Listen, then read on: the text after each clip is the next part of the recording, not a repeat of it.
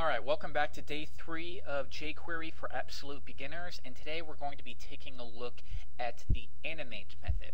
So if you come back, if you've been following along, I have this just very simple sample page. We have a blank div with an ID of box, and then just a little bit of styling. It gives it a width, a height, and a background of red, and that will produce what we have right here.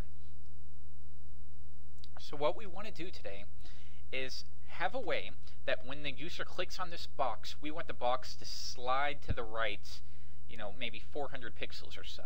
So let's see how we can do that.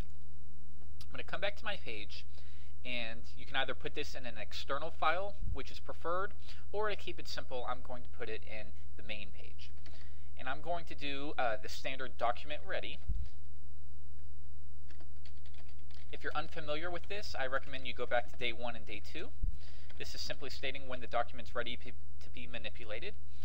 And I'm going to say, we need to say when this div is clicked, then run a function. So we can do jQuery, and then with CSS selectors, get the div with an ID of box.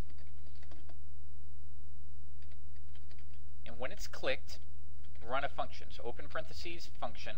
We won't pass any parameters, so open, close, parentheses. Open our bracket for our code, and then close it out, and then close out the parentheses, and it's the end of a statement, so I add a semicolon. Alright, and I want to say, get this box, get this div, and slide it to the right. So shift it to the left, let's say 400 pixels.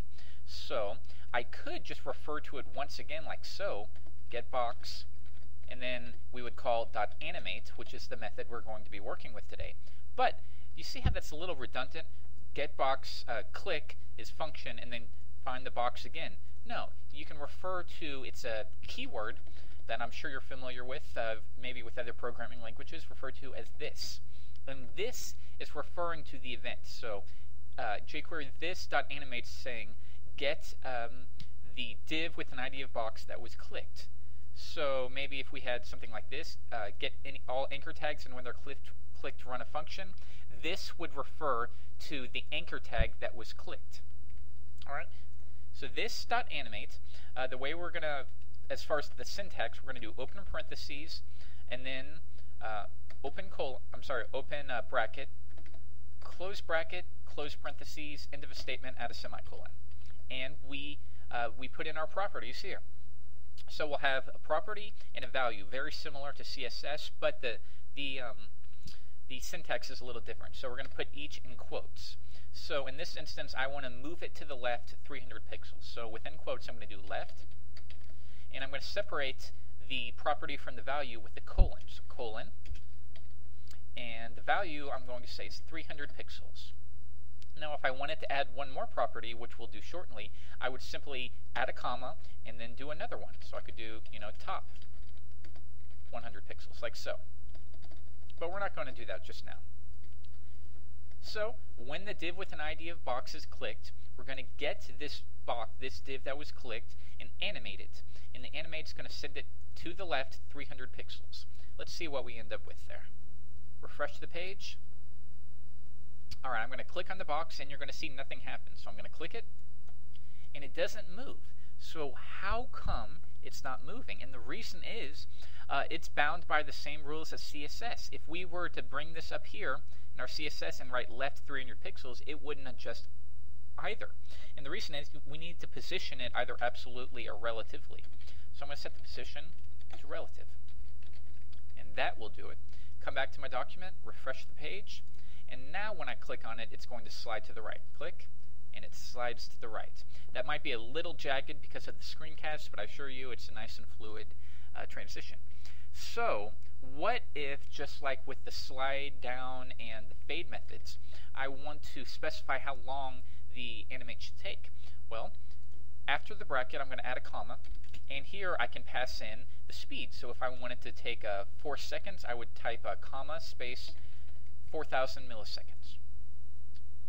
Come back to my page, refresh it, and now it's going to animate over the course of 4 seconds, as you can see.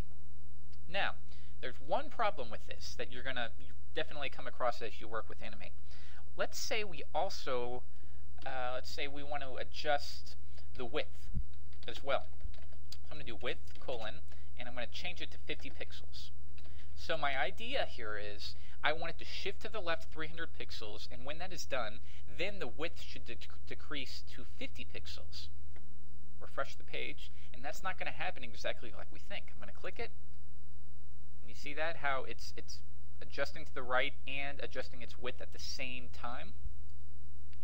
So how can we write to say you need to make sure that this first animation completes before we start another one? And the way we can do that is something called chaining. So I'm going to cut this out, and I'm going to create another one. Get this, dot animate, open brackets, end of a statement, add a colon, and I'm just going to paste in that code right there. And when you're using animate with just one property, sometimes it's a bit easier to put it all on one line. But if you're going to use more than one property, then you should probably use multiple lines. But here, see, it's just a little bit more readable. Clean this up. Okay, so now get this, animate the width to 550 pixels, and we'll do that one over the course of 4 seconds as well. And this will take care of it.